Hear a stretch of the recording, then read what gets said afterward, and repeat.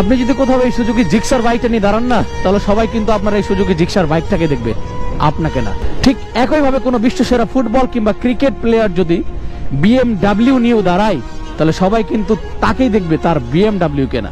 আর আপনি যদি 10,000 টাকা দামের গেঞ্জি আর প্যান্টও পরেন, তাহলে মানুষ কিন্তু আপনার ওই গেঞ্জি আর প্যান্টটাকে দেখবে, আপনাকে না।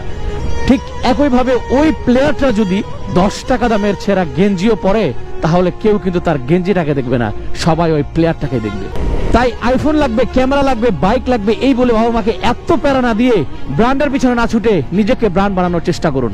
নিজেকে এমন ভাবে তৈরি করে তুলুন যাতে মানুষ আপনাকে ব্র্যান্ড বলতে বাধ্য হয়। আর আপনি যখন ব্র্যান্ড হয়ে যাবেন, তখন আপনার 10 টাকা দামের ছেঁড়া রুমালটাও নিলামে বিক্রি হবে লক্ষ টাকায়। তাই নিজেকে ব্র্যান্ড বানাইতে হলে নিজের সিদ্ধান্তে চলুন, অন্যের না।